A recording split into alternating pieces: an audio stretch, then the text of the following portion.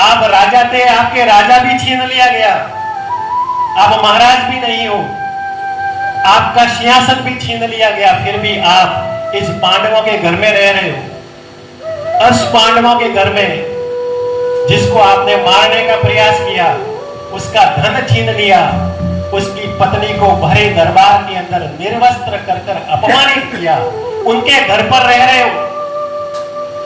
और जब भीम तुमको रोटी देने आता है तो कैसे मालूम है ना, कुत्ते के भांति तुम्हारे सामने टुकड़ा फेंकते और तुम उसको खाते हो, तुम्हें लज्जा नहीं आती? अपने मोह को त्यागो और अपने जीवन को धर्म के मार्ग में लगाओ। विदुर जी की बात सुनकर धृतराष्ट्र कहने लगे, अब मेरी तो बूढ़ी अवस्था हो गई, आंखों से दिखाई भी नहीं देता, हम कहां जाएं? तब विदुर जी ने कहा कि यदि हृदय में आस्था है तो बंद दरवाजे में भी रास्ता है। आप मन के अंदर विचार करो और इस मोह माया को त्याग दो।